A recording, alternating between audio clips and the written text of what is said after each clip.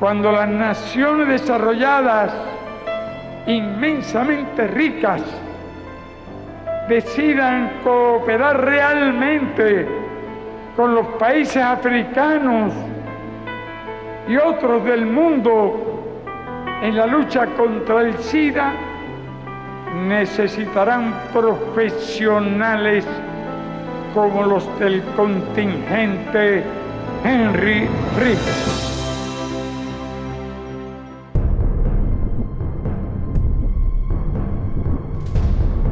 Ébola.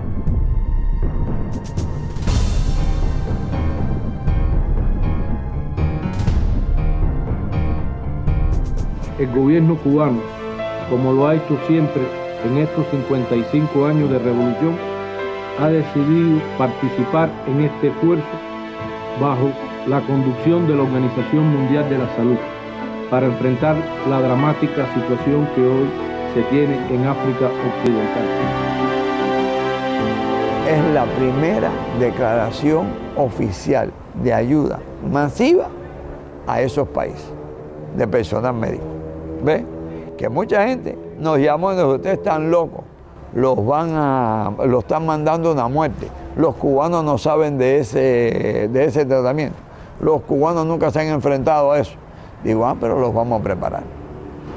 Y los preparamos.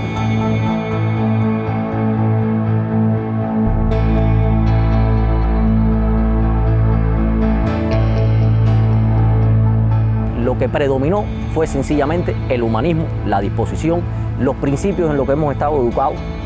Creo que es lo fundamental de lo que se puso de manifiesto para formar esta brigada. Porque nadie, ninguno de los que fuimos, habíamos visto nunca un paciente de ébola. Yo pienso que era un desafío y que era una respuesta que estaba dando la Revolución Cubana y que nosotros teníamos que ser parte de esa respuesta. Muchas personas nos dijeron, ustedes están locos, ustedes no piensan en sus hijos. Y yo decía, ¿cómo es posible que es difícil? Era muy duro, porque yo decía, personas que te querían, que quizás lo hacían sin pensar o se expresaban de una forma con falta de conocimiento en muchos momentos. Y yo decía para dentro de mí, pero caballeros, si no somos nosotros, ¿quiénes lo van a hacer? ¿Quiénes lo van a hacer?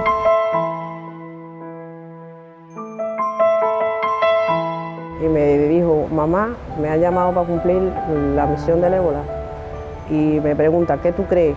Y yo le dije, bueno, mi amor, la decisión es tuya y lo que tú digas, yo te apoyo. Mi mamá es una persona espectacular.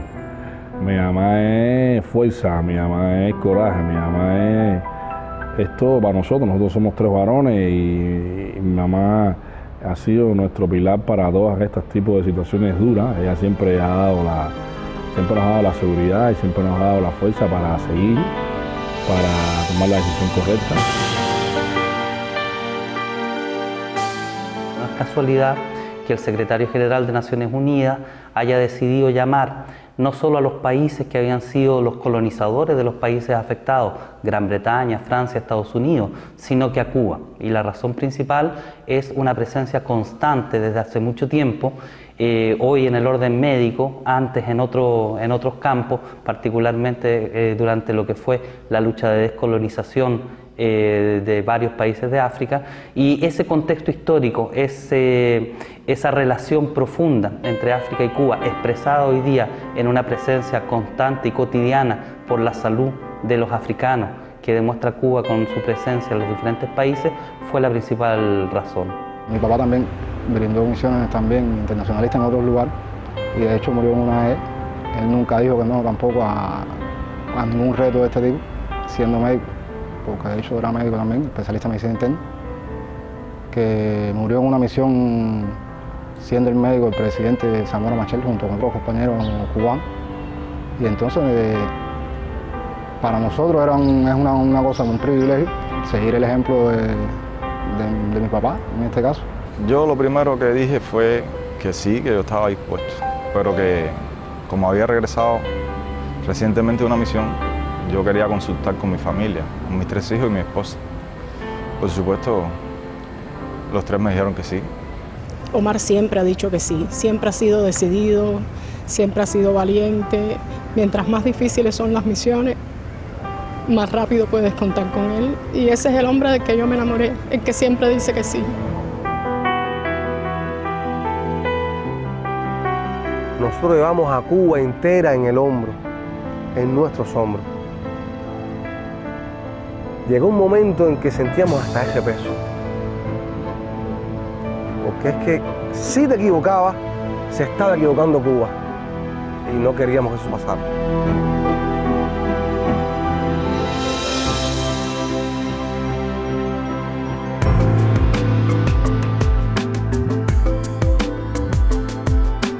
Fuimos el grupo avanzado y teníamos apenas 10 días para preparar las condiciones para recibir a los 165, mejor dicho, a los 162 compañeros que compondrían junto con nosotros tres el total de la brigada.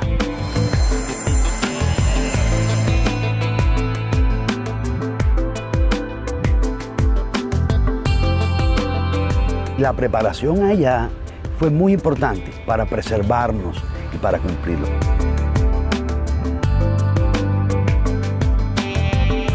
La frase siempre fue que íbamos a comenzar a trabajar cuando estuviéramos preparados, no había apuro. Si la epidemia estaba, y es verdad que estaba cobrando vida, pero no podíamos ir a aportar la nuestra, teníamos que ir a salvar las otras. Y ya a partir del día 3, día siguiente, de octubre del 2014, empezamos todo el proceso de entrenamiento.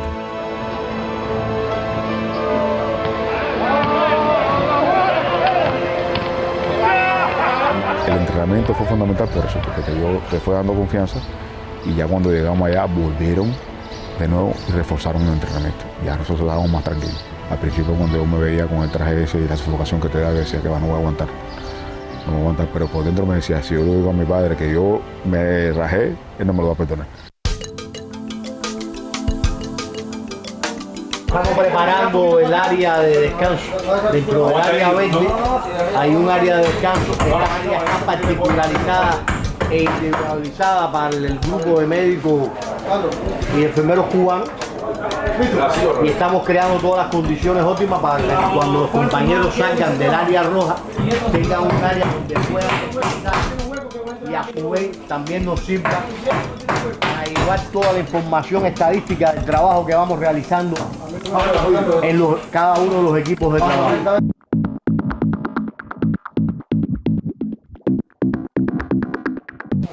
Felipe Delgado, del Pinucú.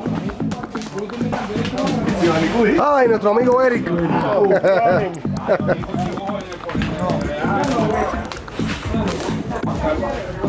José Saavedra Pacheco, médico y electricista, Camagüey. Pepe. Santiago, médico, Santiago de Cuba. Y soldador. Ojalá y les llegue bien. Un saludo a toda mi gente de Cuba, el Piche. Inicialmente fuimos una avanzada, que fue la jefatura de la brigada, y salimos con la primera brigada que salió el día 1 de octubre de Sierra Leona. Cuando entramos a la unidad, la mortalidad era altísima, la letalidad y la mortalidad eran altísimas, sobre el 98%.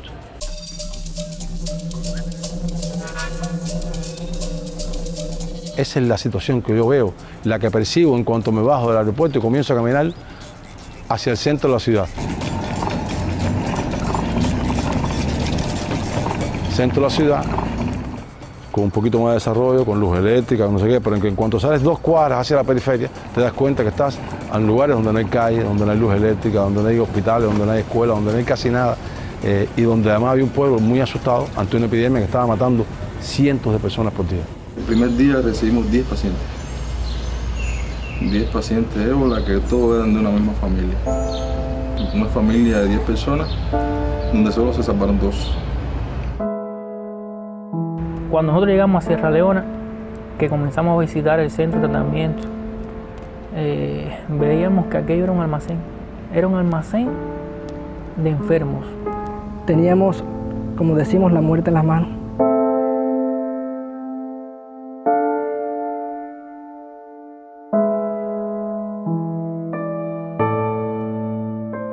muy triste fue ver una familia completa morir. La familia Bangura, nunca la olvidaremos. Fueron cayendo uno a uno todos los miembros de la familia, eran 8 niños y la mamá y el papá. Los últimos que ingresaron a la sala fue la madre con 3 de los niños y eran todos positivos a ébola. Eran los primeros días donde la mortalidad era muy alta y ya acudieron muy tarde al centro de aislamiento y irremediablemente fallecieron.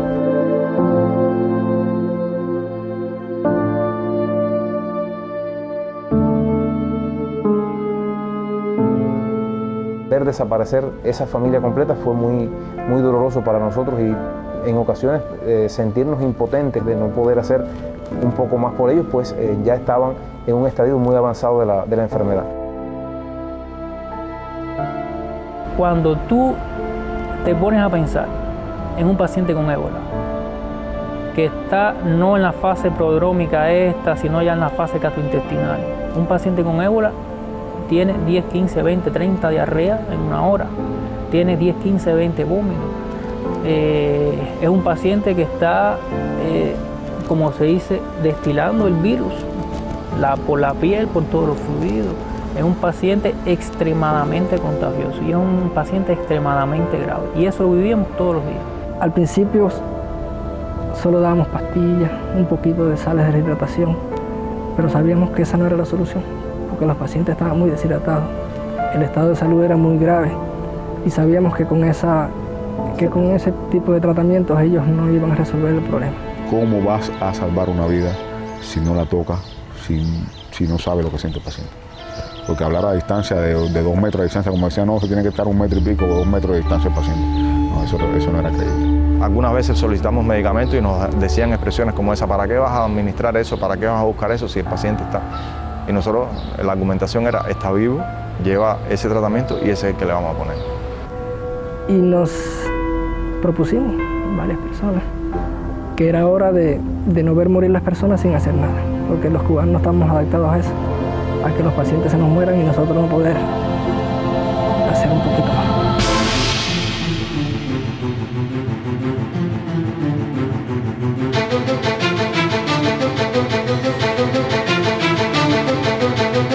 La política que existía hasta que nosotros llegamos era hidratar a ese paciente por vía oral.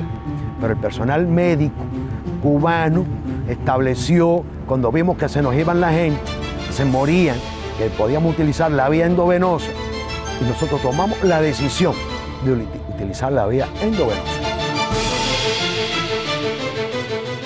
Estábamos enfrente de una enfermedad que no conocíamos bien cómo manejarla, y en ese sentido se tomaron todas las precauciones posibles y tiene que ver con eso las recomendaciones que se hicieron en un inicio. Ahora, en la medida en que se va tratando la enfermedad, en que se van manejando los casos, en que se van salvando las vidas, ¿no es cierto?, aparecen diferentes formas de tratamiento y de manejo de los pacientes.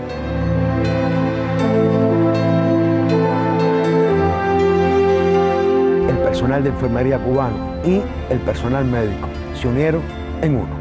Los enfermeros cubanos me mostraron ahí, lo han demostrado en otros lugares, pero yo creo que ahí se crecieron ante las dificultades.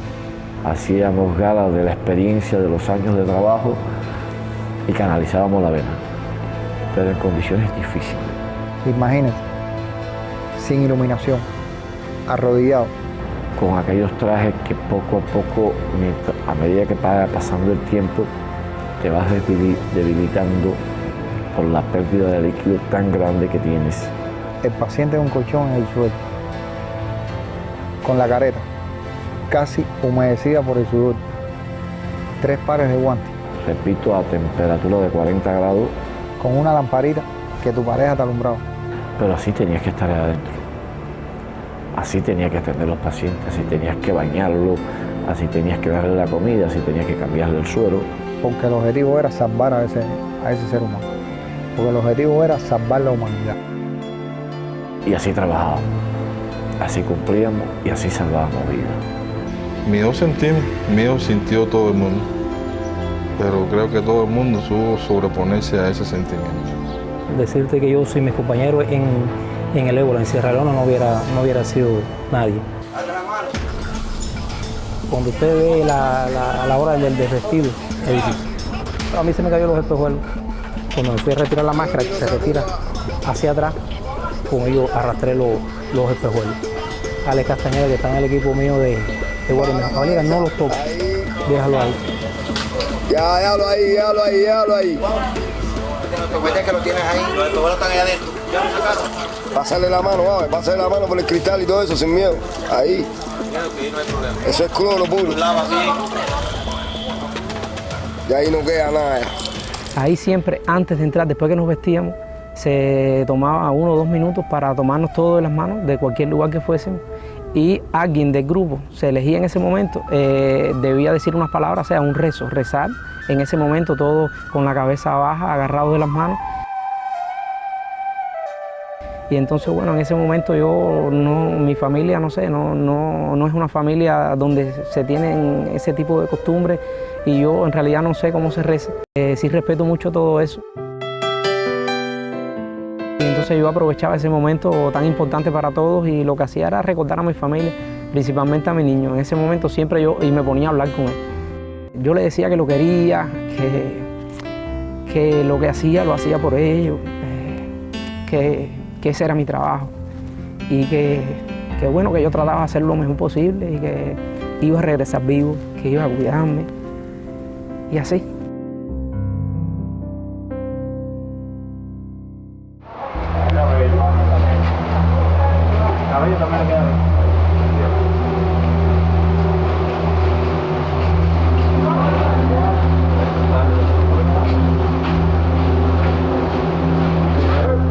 Había que hacer cualquier cosa que se te presentara, tenías que atender a un paciente convulsionando que se caía de la cama y tenías que prestarle atención en el piso, canalizarle la vena, pasarle el medicamento y subirlo para arriba de la cama y seguir con la atención y cargar.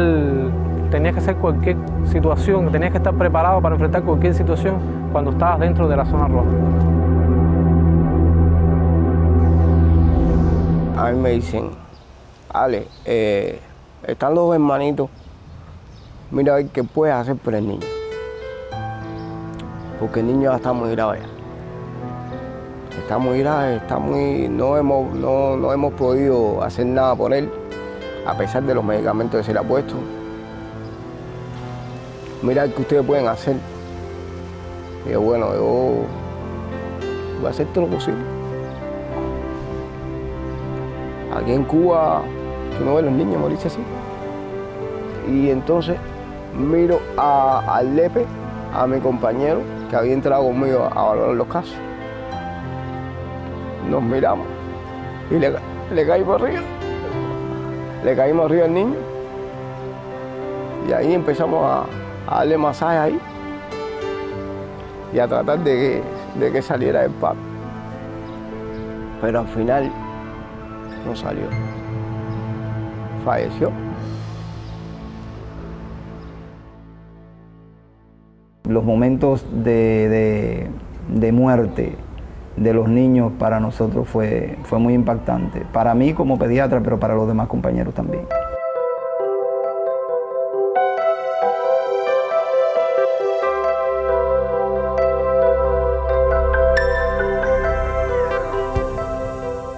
Recuerdo un día que llegaron 4 niños que nos decían que venían críticos y fuimos a recibirlos. Cuando los recibimos, uno de ellos ya había fallecido. Y entonces decidimos atender los otros 3, lo llevamos a su cama, lo atendimos. A los 3 minutos quizás de estar atendiendo el primer niño también falleció. Ese momento fue difícil porque yo me disponía a atender los otros 2 que quedaban vivos.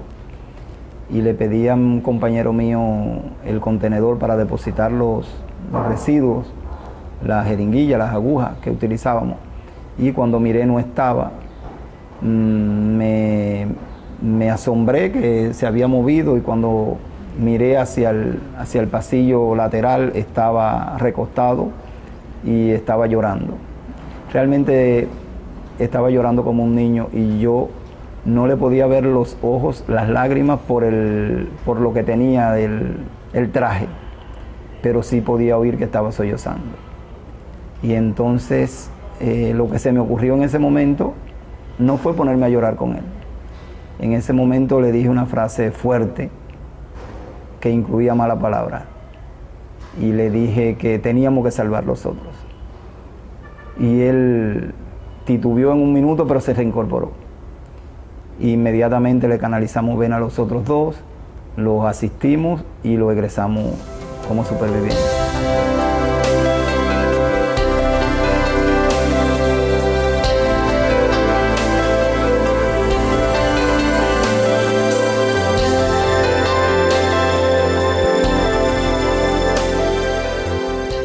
A veces es más forky, un caso, 2 casos, 0 casos, y de pronto 15, 20 casos. ¿Por qué? Porque fueron asociados a enterramientos clandestinos de enfermos de ébola, que incluso después de haberse hecho el enterramiento sanitario, las familias y los miembros de su secta, a la cual algunos de ellos pertenecían, sacaban el cadáver y le hacían el rito, que el cual era enjuagar el cuerpo, lavarlo y con esa misma agua ellos santificarse o tocarse. Y ahí venían los grandes brotes.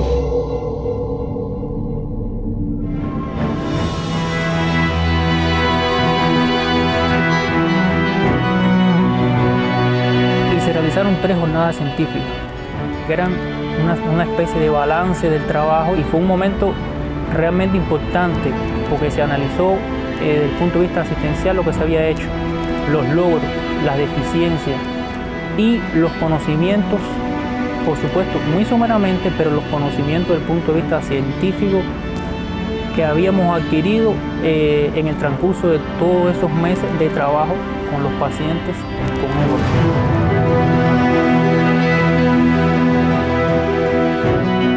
El Vichy Vigil fue uno de los momentos tensos que tuvimos en Sierra Leona. Y esto ocurrió a los muy pocos días, alrededor del 5 de octubre, acababa de llegar la brigada, habíamos hecho las coordinaciones y tuvimos un colaborador que presentó una apendicitis. Una ONG italiana, Emergency, tiene un hospital creado en Sierra Leona hace más de 15 años y ese fue nuestra base hospitalaria para la atención al personal médico cubano. Y siento que me aprietan la mano y quien está al lado mío es Omar Segura, el anestesiólogo. Y me está mirando ahí, firme. Y yo lo miro, levanto la mano, tengo puesto suero y me toco la barriga y siento el parche.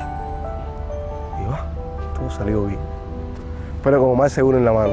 Y yo me sentía súper seguro que se lo dije en ese momento. Después, para mí despertarme y verte fue fenomenal, porque se mantuvo ahí conmigo todo el tiempo.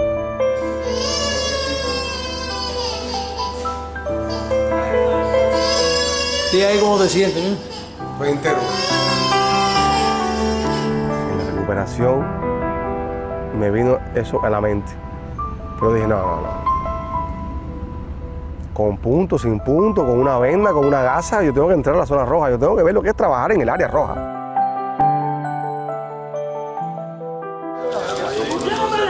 El doctor Ilioni y el doctor Juan Andrés hicieron el primer parto de una embarazada con ébola en el centro de tratamiento de Adra. Fue un parto muy trabajoso por todas las medidas de bioseguridad que había que tener, duró más de 8 horas.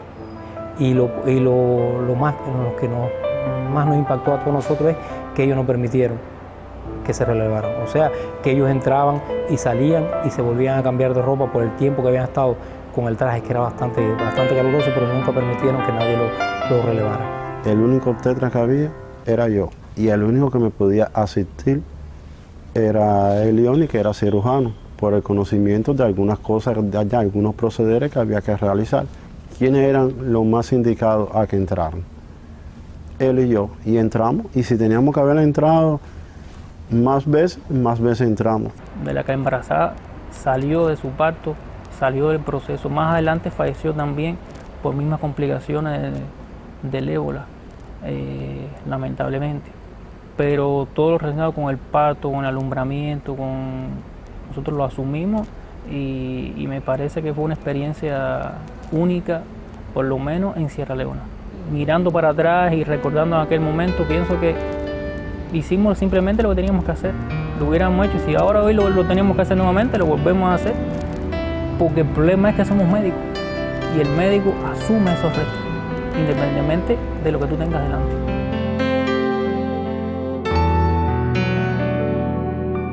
Los niños estaban en una sala de aislamiento, en condiciones primarias,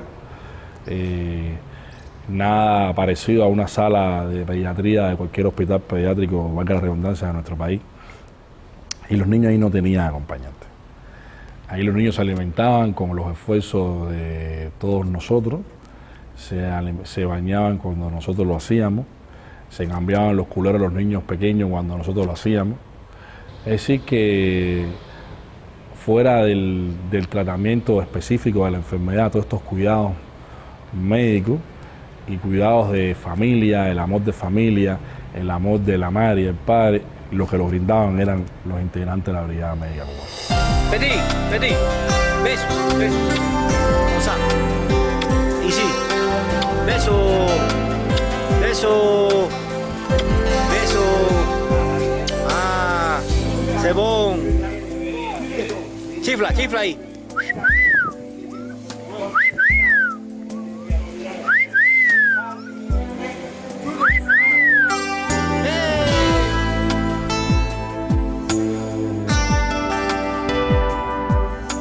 La mano del hombre, cuando está presente, el sentimiento del hombre, la voluntad del hombre, el amor a la vida, como realmente lo hemos mostrado los cubanos donde quiera que hemos estado en los 66 países cumpliendo una misión. Realmente cuando eso está presente, yo creo que las enfermedades piden permiso para entrar. Rata es uno de nuestros ex pacientes aquí del centro, que en estos momentos se encuentra trabajando con nosotros en el centro. Un enfermo con el que no se contó nunca. Y sin embargo, míralo aquí, prácticamente ya estuvo entregado a la muerte. Pero sin embargo está con nosotros compartiendo este momento, Riquito. Tú tienes un paciente con ébola bailando, ya casi en la fase recuperativa, ¿no? Pero estando ingresado todavía en el área roja. 1, 2 y 3, que paso maché, que paso maché, que paso maché. 1, 2 y 3, que paso maché, que paso maché, que paso.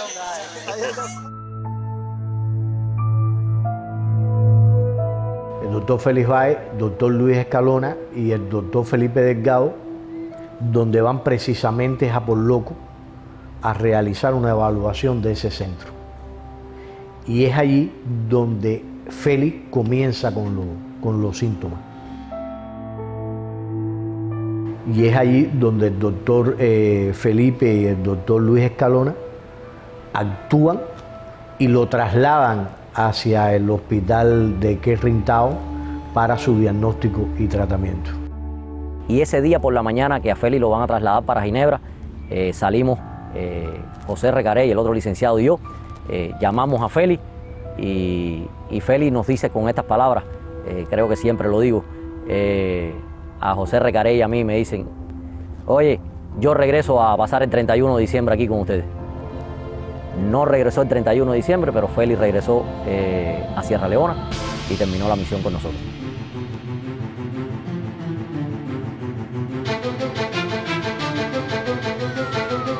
Lo meten en la ambulancia llega al Hospital General de Ginebra y lo entran por los elevadores y lo llevan ya al piso donde estaba la terapia intensiva y donde estaba el equipo médico, que estaba compuesto por 109 personas, ¿ves? Entre médicos y enfermeras, dirigido por el profesor Jerome Pullín y además por el doctor Kaiser, gente que además era el primer caso, que allí se recibía de ébola. Ver un cubano allá tan lejos era un apoyo, aunque no podía tocar, pero podía hablar con él. Y un cubano de la talla del profesor José Pérez, para uno le da una sensación de seguridad tremenda. Me sentía el hombre más importante del mundo. Cuando habían mandado al doctor José Pérez desde Cuba a volar hasta Ginebra para encargarse de mi atención, para mí eso era una atención privilegiada. Y realmente dentro de mi enfermedad me sentí feliz.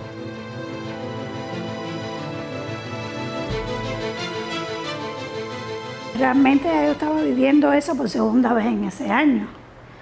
El niño pequeño de nosotros, 6 meses antes, había hecho un cuadro de encefalitis igual.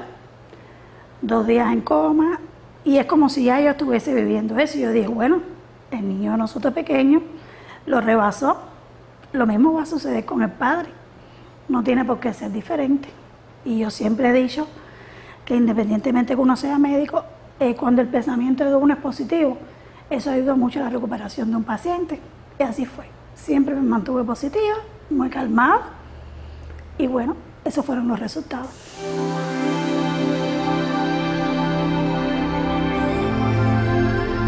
Aproximadamente los 3 días de estar muy grave, una buena mañana me desperté y me reconocí que estaba bien. Y decía, bueno, parece que ya la tormenta pasó. Le agradezco eso al personal suizo, que se portó, me cuidó de forma admirable, hubo un contacto físico estrecho, hubo mucho cariño, hubo mucho amor, y eso influyó en la recuperación, porque indudablemente los pensamientos positivos, la amabilidad, la afabilidad, el trato que utilizaba al paciente influye en la recuperación del paciente. También hay que agradecer a la Organización Mundial de la Salud, que corrió con todos los gastos. Y la directora de la Organización Mundial de la Salud, la doctora Margaret Chan, decidió e indicó que se podía trasladar y que fuera para el Hospital de Ginebra. Y así mismo fue, el Hospital de Ginebra lo aceptó y se prepararon todas las condiciones, así salió de esa manera. Y después el mundo estuvo alrededor de la vigilancia, que es lo que pasaba con Félix.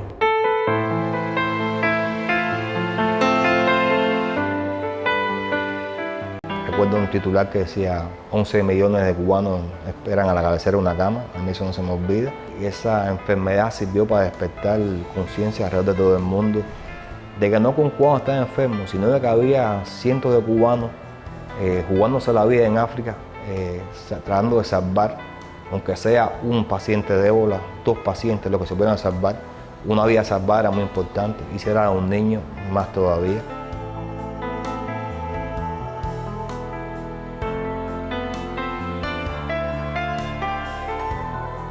Esos pacientes que sobrevivían, nosotros teníamos un árbol de la vida. Ahí se amarraban las tiritas de los fallecidos con una tirita negra y de los sobrevivientes con tiritas de varios colores. Fue una forma de demostrar de que, lo dije anteriormente, de que lo más importante es la vida. Lo más importante es que las personas se unan para juntas resolver cualquier situación, por más difícil que sea.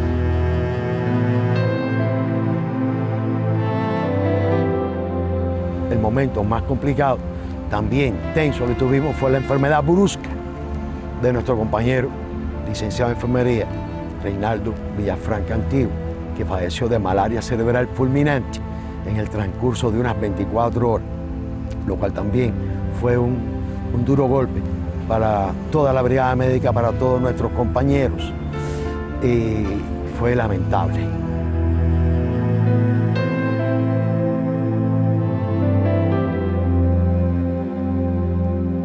A José Juan lo conocí en Cuba, no lo conocía, en la preparación, en el IPK. Y me lo presentaron entonces como el económico de la brigada, ¿no? Un hombre de casi 60 años, cumplió 60 años 3 días antes de fallecer, 23 de octubre. Y un día después de haber llegado a la brigada. Tuvo toda la atención del mundo, pero sin embargo tuvo una evolución. El paludismo se sabe que es una enfermedad que mata en África más gente que el ébola. Pero todo fue muy rápido. Tuvimos todo el apoyo de las autoridades del gobierno, tuvimos todo el apoyo de todo el mundo, pero lamentablemente su estado de salud no se le pasó. Eso, para nosotros que lo conocíamos durante casi un mes, viviendo al lado de él todos los días, fue muy duro.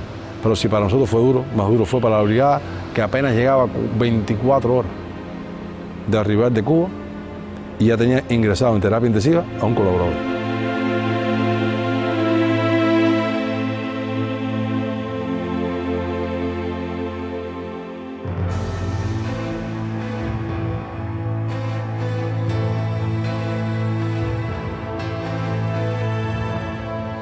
Lo que significó para mí estos renglones, saber que mi madre, en nombre de los familiares los 5, en nombre de los 5 personalmente, le pudo transmitir esto antes que saliera y que ellos se la llevaran.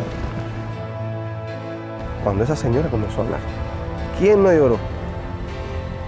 Y estaban todos ahí muy emocionados, una carta que nos acompañó, que regresó con nosotros y que ahí está, y que eso es un tesoro. Lo hacen por convicción, lo hacen por sentido del deber, lo hacen porque lo hacen y lo hacen, como dicen ellos, sin pensarlo mucho. Ellos lo ven como una tarea más y punto.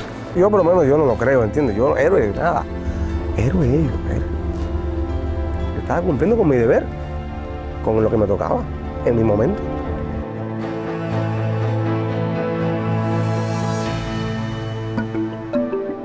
Estamos el 31 de diciembre en Sierra Leona. Bastante bien, estamos aquí en familia, todos los cubanos. Primero, estamos un poco tristes porque estamos lejos de la familia, pero estamos contentos porque estamos cumpliendo con el deber. Estamos aquí en la primera trinchera de la lucha contra el ébola y todos nosotros aquí somos una gran familia. Que Cuba se preocupe, que nosotros vamos a llegar sanos y sanos a la patria y con la misión cumplida.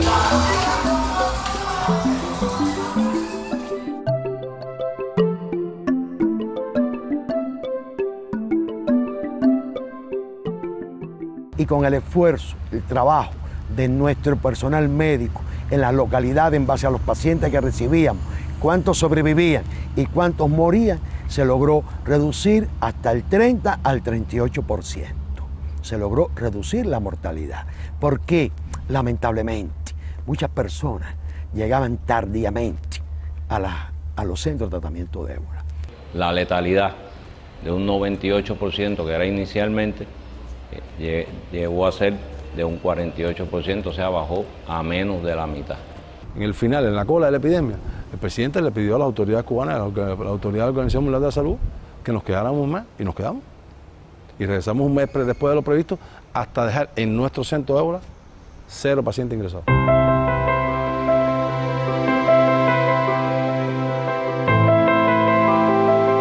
Es humanismo, es sencillez, es altruismo, es desinterés, es la capacidad que tuvimos para dejar atrás a nuestros seres queridos, sabiendo incluso que la posibilidad de no regresar era real.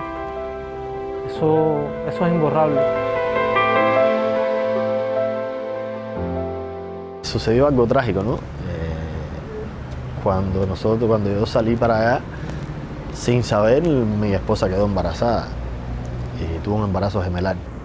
La decisión casi se tomó de inmediato, es decir, de que íbamos a que ese embarazo, tratar de que tuviera un feliz término, pero no fue.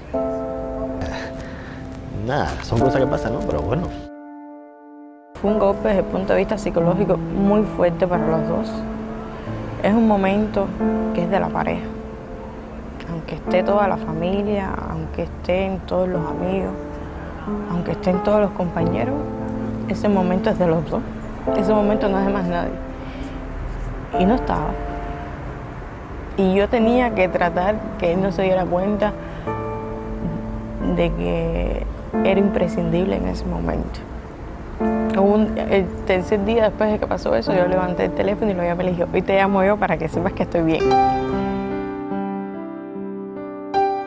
Me tocará nuevamente quedarme en esa retaguardia que es tan importante, ayudarlo y apoyarlo. Y eso forma parte de lo que queremos construir. Queremos construir no solo una familia, sino también queremos construir una vida en común. Dicen que detrás de un gran hombre siempre hay una gran mujer y detrás de una gran mujer siempre hay un gran hombre. Bueno, pues eso será la tarea que nos tocará. Mis hijos son mi vida. Yo pienso que todo lo que hago lo hago por ellos. Y sobre todo porque el ejemplo que quiero darles es que se conviertan en hombres de bien. Y ese es el ejemplo que le doy todos los días, de botica a botica, conversando con ellos, demostrándoselo con hechos. Y este fue uno de los hechos que yo creo que más pueden influir en su formación. Yo veo a papá como un héroe, lo veo como una persona sobrenatural, un ejemplo a seguir a cualquier persona en este país y en el mundo.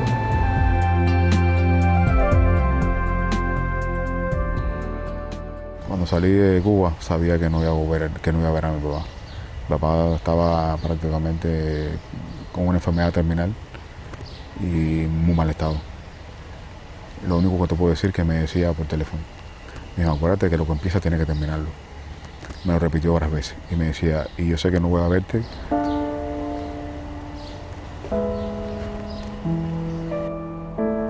Imagínate, me faltaba un día nada más de la cuarentena y me faltaba un día y me llegó la noticia de fallecimiento de mi padre. Y sabía que no podía salir de la cuarentena porque era una cosa, por la epidemia, por todo lo que había pasado, no podía salir de la cuarentena.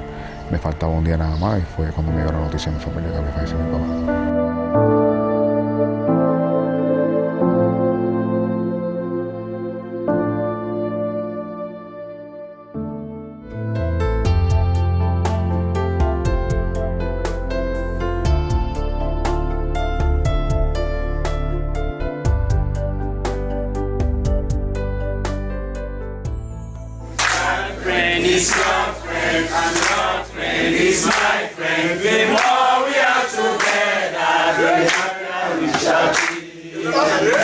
La despedida fue muy emotiva.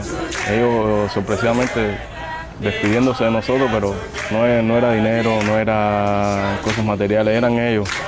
Su cuerpo, su corazón, era el que estaba ahí con nosotros despidiendo.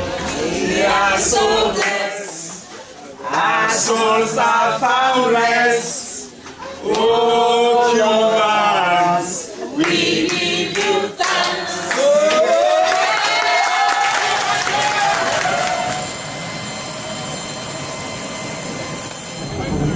Vamos, acelera. Vamos.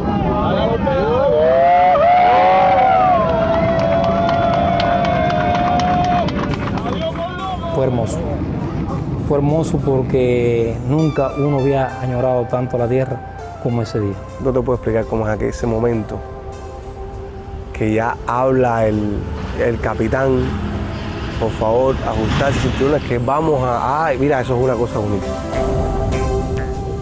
Y aterrizamos.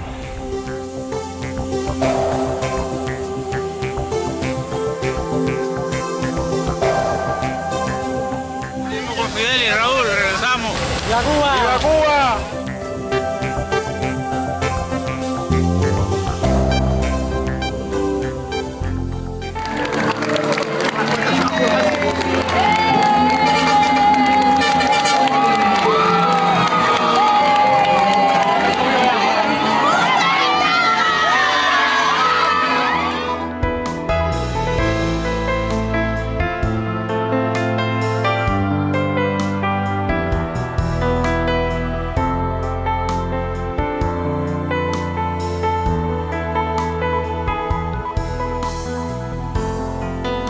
Todo lo que Cuba hizo allí fue voluntario, todo. Los servicios y los médicos Cuba no los cobró. Y a ellos se les dio un estipendio que era el que daba la Organización Mundial de la Salud. ¿Ves? Y con ese estipendio ellos pagaban el desayuno, el almuerzo, la comida y el hotel. Fíjate si no hay egoísmo y hay desprendimiento, ¿lo entiendes? Y hay un espíritu que está inculcado por el comandante en jefe, porque eso no tiene comparación en la historia con nada. ¿Ves? Ese altruismo también tan grande que tiene Fidel, que nada es de él, ¿ves? Y que es capaz precisamente de ayudar a los demás y compartir lo poco que nosotros tenemos, no la riqueza, no lo que nos sobra, sino lo que tenemos. Y entonces ellos fueron a compartir eso, lo que tenían, sus vidas.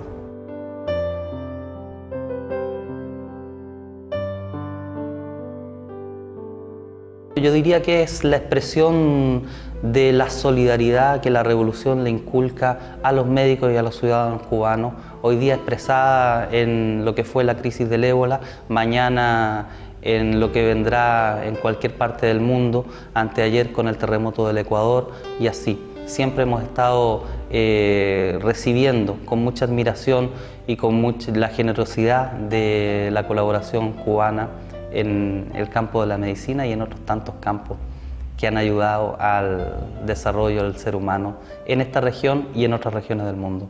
Sí, después del ébola tuve el honor de cumplir otra misión. Esta misión fue en la isla de Fiyi, o sea, una isla que queda arriba de Australia en el Océano Pacífico, y fue por un pedido que hizo este país a raíz de un ciclón que pasó por una de las 6 islas que que componen este país. Cuando regreso de Sierra Leona, habíamos planificado mi esposa y yo en cumplir una misión juntos. Así hicimos los trámites y felizmente llega la misión. Le llega la misión a ella, su primera misión, está en Guatemala hoy en día. Y ya prácticamente cuando yo estaba para salir, también para encontrarme con ella allá, ocurre el terremoto en Ecuador. Y con muy poco tiempo para decidir, me llaman a las 2 de la tarde, soy miembro de la Henry Reef, como te he explicado anteriormente. A las 2 de la tarde me piden la disposición y mira, no lo pensé. La disposición fue inmediata, irme para Ecuador, el terremoto, a salvar vidas y en el futuro espero encontrarme con ella en Guatemala. Recuerdo que cuando me contagié con el ébola, existía en el mundo la visión de que, o existe, ¿no? Porque es cierto, de que se puede transmitir por vía sexual, porque el virus es capaz de alojarse en las gónadas del hombre y transmitirse por el semen. Y eso fue una cosa que estuvimos conversando mucho tiempo el doctor Gerón y el doctor José Pérez, por la posibilidad de que pudiera transmitirlo, que era una bomba biológica. Dentro de mi organismo llevaba el germen. Y estuvimos esperando 3 meses, que es lo que estaba escrito o descrito en la literatura, hasta 180 días, después 6 meses, después no, yo esperé 3 meses más, pero yo me había hecho 5 pruebas, 5 test en el semen, estando en África, todos habían resultado negativos, por tanto tenía la seguridad plena y la autorización de José Pérez y del doctor Gerón de que sí, que podían aumentar mi familia.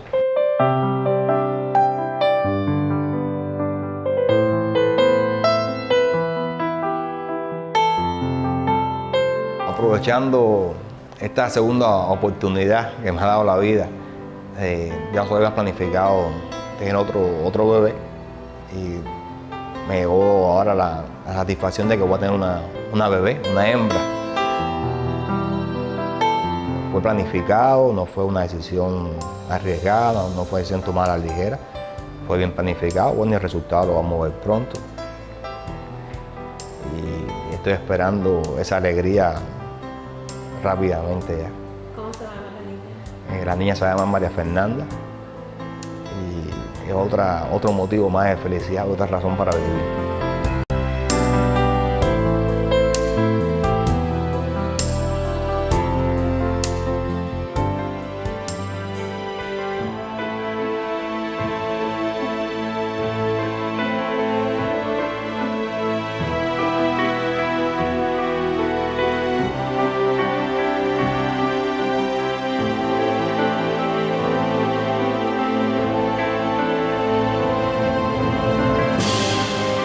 Darle las gracias nuevamente a Cuba, darle nuevamente las gracias a la dirección del gobierno cubano que con tanta decisión y con tanta generosidad puso a disposición lo que siempre ha demostrado Cuba, que es una gran solidaridad, una gran generosidad y una gran valentía en los momentos difíciles. Sin Fidel esto no hubiera sido posible, porque él se dio cuenta desde los primeros años de la revolución que los médicos nunca van a sobrar, que los médicos son necesarios en cualquier parte del mundo y que los médicos están para ayudar a todos. Y Raúl ha sido la continuidad, no podemos ver el uno sin el otro. Son las dos personas en las que creo, en las que me he educado, en las que tengo absoluta fe, diría yo, porque han demostrado que desde muy niño su único sentido de la vida ha sido Cuba.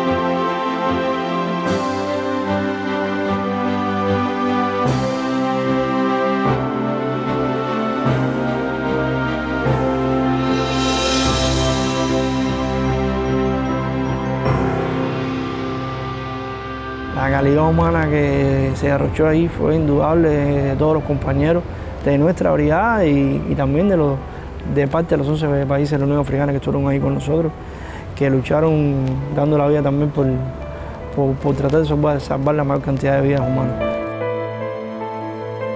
Es una misión que nos ha marcado a todos.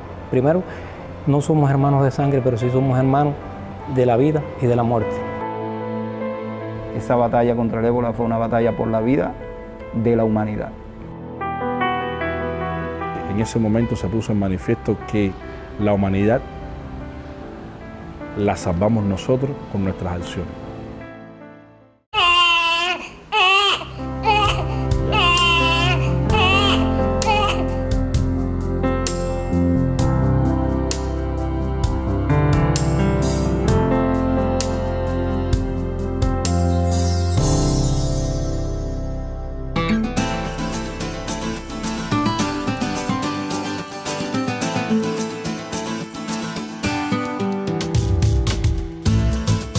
Rostro de la historia que perece ante las garras del impío devenir.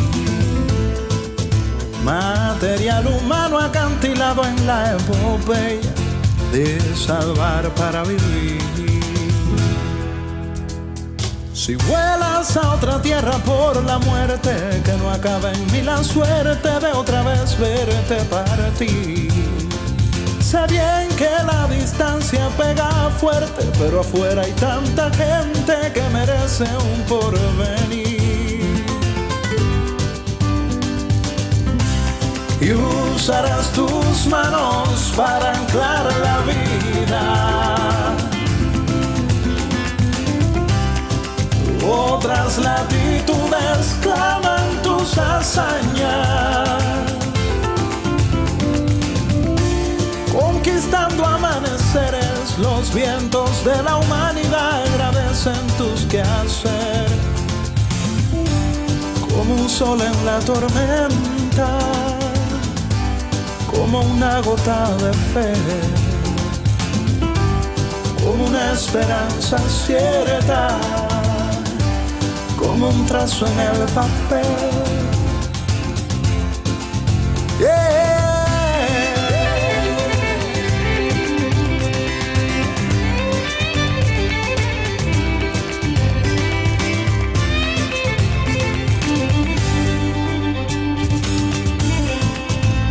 Mérito de tanta negación en cuerpo y alma, altruismo a flor de piel. Caravana de hombres y mujeres valerosos, apuntados al deber. Y usarás tus manos para anclar la vida. Otras latitudes claman tus hazañas. Conquistando amaneceres, los vientos de la humanidad agradecen tus quehaceres. Como un sol en la tormenta, como una gota de fe,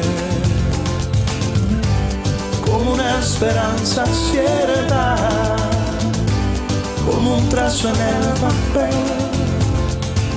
Yeah, yeah. Y usarás tus manos para anclar la vida. Otras latitudes claman tus hazañas. Como un sol en la tormenta, como una gota de fe, como una esperanza cierta, como un trazo en el papel. Yeah.